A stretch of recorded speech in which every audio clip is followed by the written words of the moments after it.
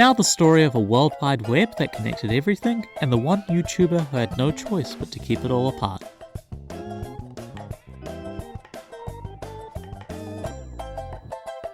It's spoiler, I hardly. House of the Dragon, for those who are not in the know, is, strictly speaking, you call it a prequel series to Game of Thrones. I'd say more just, it takes place within the same world as Game of Thrones. It is well over 100 years beforehand. Everyone who exists in the show is dead long before the events of Game of Thrones. Game of Thrones is set in the aftermath of the Targaryen dynasty. House of the Dragon is, here is the Targaryen dynasty at its height. What happens within this dynasty when you get a dynastic power struggle, essentially. Spoiler warning for the first 2 seasons of House of the Dragon. I have not read Fire and Blood, which is the book that is adapted into the 4 seasons of House of the Dragon. I really do not know what happens in the remaining 2 seasons. Anything on this bingo that I'm about to show you that actually ends up happening, you cannot say I spoiled it for you. I'm guessing. I do not know what is going to happen. So, here's the bingo. I sat down for Tina, my coworker, the other day, and she suggested to me that I should make a video to cash in on House of the Dragons coming out, ride the bandwagon, get the attention. And I don't really have anything to say about House of the Dragon. I just like the first 2 seasons so far. Obviously, the second season is troubled a lot by the writer's strike, but it's good TV. It's just waiting for something to happen because nothing happens in that entire season. Whereas the first season is that's valid for it to be a sit-up season. It's really enjoyable just following, I think, Viserys' performance in decline is the main story there that really grabs me. And so, like A Knight of the Seven Kingdoms earlier in the year, I find myself in a position where I want to hop in and have a video that people who both enjoy just hearing me speak on the channel and also these shows can keep up with, but I don't have any analysis that I want to offer in my usual style, so let's just do something fun with it. For A Knight of the Seven Kingdoms, I just did a little, joke video on theme with what other YouTubers were doing at the time, hopped on a trend, and in this case, I'm going to do something that I enjoy doing for things like debut episode of the new seasons, which is, let's put in a bingo. So here is a bingo that, if you want, you can take and you can play at home as you follow along with the new season. You are welcome to reorder it as you like in your own way, and you're welcome to play by whatever rules you like. Typically with bingo, extremely straightforward. It's just, you cross off something when it happens, and if you get a horizontal or a vertical, congratulations, that's it, you've made bingo. I also like to play a diagonal, and the reason for that is it creates a lot more strategy around creating the bingo in the first place, for what is ultimately something that is meant to be fun. So, let's have some fun, let's talk through everything that I've put on my bingo sheet as my guesses for what I think could happen in House of the Dragon Season 3, starting in the top left here with House Words. This is just the motto that a noble house has adopted. The classic example, which has really spread across all of popular culture, is winter is coming, the house words of the Starks. So if we hear those, if we see them written down somewhere, success. And speaking of different ways to get to tick something off, this is also, to me, a lot of the fun that you can get with this kind of entertainment bingo that you can't get with classic nursing home bingo, is there can be multiple ways to explain and justify how something pays off. And so I'm really looking forward to seeing if there are any unexpected ways I'm going to talk about through this video for each bingo criteria to be fulfilled. Dead Targaryen appears in a flashback or a vision. Targaryens are famous for their dragon dreams, so we could get somebody from the future, perhaps even a nod to Rhaegar or someone like that who's in the backstory of Game of Thrones with A Song of Ice and Fire. The other reason I chucked this in, besides the possibility of visions of the future, is my favourite part of this entire show is Paddy Considine's performance as Viserys Targaryen, and so if he, from Season 1 when he was the king, before of course he dies, which kicks off the entire succession crisis that the rest of the show is about sorting out. So I'm really hoping and praying we get Paddy Considine back for just a single scene, because every scene I get to see him in, I just enjoyed him more and more and more the further that things went on. Third one, Valyrian Dagger. If there is a most criticized angle about House of the Dragon, which is a good, enjoyable show, that's not to do with like the writer's strike kind of stuff and the delays in season 2 and between season 2 and season 3 actually getting made. It's the shoehorn attempts to tie in House of the Dragon to Game of Thrones. And the pinnacle of that was Viserys chatting with Rhaenyra and being like, oh, look, I have the Valyrian dagger, and it's from the days of Aegon the Conqueror. And, I mean, so far, I think that's fine. But then that leads into, and there's a prophecy on the dagger, and it shows that someday the White Walkers are coming, and Aegon has passed down the secret through the generations that we must too take up the fight against the White Walkers.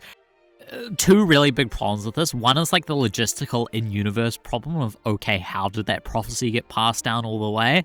Not going to get into stuff further down the line, but it just doesn't make any sense to me. And the second thing is, because Game of Thrones' final season was infamously such an absolute train wreck, just like, nobody wants to hear it. It's not building to anything good, any satisfying payoff in this case, so please, God, just, yeah. Any mention of the dagger will absolutely set people off. What is really funny though is that the Valyrian dagger actually first in George R. R. Martin's works makes its appearance in first book, A Game of Thrones, which was of course adapted into the first season of A Game of Thrones. And so that's the way I look at the Valyrian dagger, where I'm like, I don't care about the prophecy stuff or anything. I just think this MacGuffin with its unique role in that story about, oh, this dagger was used to kill someone, and we have a whole detective story, for an attempted murder, which also maims somebody else. And we have a whole detective story about how did the dagger get there? Because, like, it's a dagger from old Valyria made of Valyrian steel. This is like a super valuable, important weapon.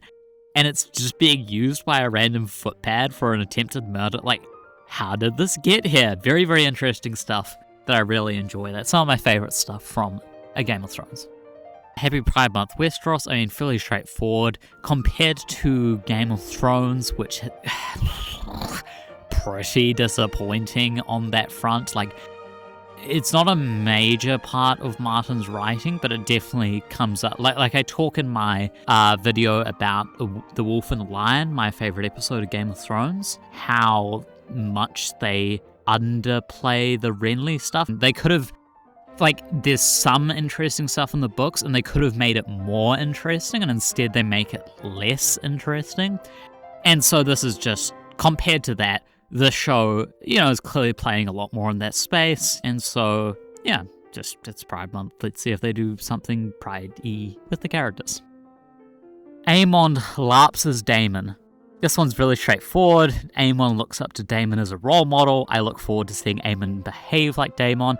Aemond is probably my favorite character from this whole show. I'm not too invested generally in the characters of House of the Dragon, but it's Aemond or it's someone else who we'll talk about later. I think House of the Dragon is generally at its best when it's dealing with people who are kind of failures in ways, who are kind of stuck in their own alleyway trying to claw their way out of it. And Aemond is kind of, he's very much down that road where this is someone who has had a fair bit of misfortune in his life, like losing his eye, like being the lesser brother in the line of succession, and watching him really try to make his way back in. He is on that grind, trying to become king, so I'm excited to see what happens with him. Essos appears. Again, very straightforward. I don't think it would qualify if it was just a mention of the continent. I don't think that's fair. I think that's just way too easy to tick off at some point. If Essos actually appears for a scene, as it has in previous seasons, it could be anywhere in Essos, then sure, we'll tick it off. I actually don't know which of the islands between Westeros and Essos qualify as being in Westeros or Essos, so I look forward to the referee's call. Dragons die. So I'm going to jump ahead a bit on the order here because I've done a kind of quadrant around the center in this theme. Dragons die, ships sink, heads roll, backs stabbed. What else needs to be said? These are all just classic things that we can expect. This is what people come to House of the Dragon for, This is the fare, this is the meat and potatoes of the conflict. So dragons dying, ships sinking, because if I know anything, it's that there is going to be at least one naval battle to kick off this season. There's a thing to look forward to. Heads roll, so specifically we've got to have multiple decapitations, just like we've got to have multiple dragons die or multiple ships sink, and backs stabbed. We don't have to take this one as literally, it can just be betrayals multiple times. A Kotsk reference, that would be a Knight of the Seven Kingdoms. I'm really picturing it will be so corny, it will lead to as many boos as any more mentions of the Valerian Dagger and the White Walker Prophecy, but I'm still hoping for it because it would be so goddamn funny with how forced it is. If we get, just picture Kristen Cole and another of the Kingsguard looking out upon a whole army, and one of them points and spits and says, those Edge Knights are good for nothing. You can't rely on them. And the other one turns to him and sagely says, you never know. One good Hedge Knight may be worth more than all the Seven Kingdoms. You know, just some corny stuff like that.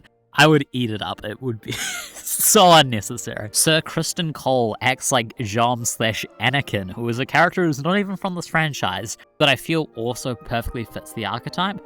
So a second ago I was talking about how much I enjoy characters being backed down an alleyway, it's a dead end, and they're like, damn it, what do I even do now? Like, I may have lots of talent or skill or power in some ways, but everything sucks. Oh god, where do I go from here? Anakin is just a leading example of this in fiction where so much unfortunate stuff happens through his early life and he gets buffeted between so many different forces, and it's like he is giga overpowered. Everyone knows he is the chosen one, but he's just holding his head like, oh god, I'm just a himbo. What do I even do in any given situation? Like, he's confident, he's cocky, but he's still, racked with inner doubt and fear. Jean, a similar kind of story, has unfortunate stuff happen in his backstory, is left kind of being like, where do I go from there? What do I actually exist for? Behind the mask of ultra confidence is a lot of inner doubt. And it leads to them making a lot of really fun and creative and dangerous decisions in their respective ways. And so Kristen Cole, who is besides Aemond the other most interesting character for me from the show, I'm hoping he behaves in a similar way, because I could not stand Kristen Cole for the first several episodes. I mean, after he commits that one murder on the dance floor, I was like, how is this guy not just thrown in the cells? He has such awful vibes, but at a certain point it tips over to becoming really legitimately entertaining and interesting when you're following around someone who not only has awful vibes, but actually gradually picks up on the fact of, oh my god, I've done so many horrible things, and I'm still here, and I'm only becoming more important and powerful, and oh my god, the king just made me Hand of the King. I'm in charge of running the realm now. Oh my god, what do I even do? And the contrast between the outer Kristen Cole, who's like a more matured and responsible figure who can talk down to others, and at the same time the conflicts within the character. Oh, it's so good. It's so delightful. So I really hope I get a choice from him. I don't even know what it would be, but just at some point he does something and I just look at him and I'm like, yes, this is peak fiction right here. This is your Jon Lannister. This is your Anakin Skywalker moment, for good or for ill. Larys is on fire. I don't even mean this in the literal sense of he gets arsoned, though obviously that would be very ironic given he does that to his own family in order to get ahead. It could be that.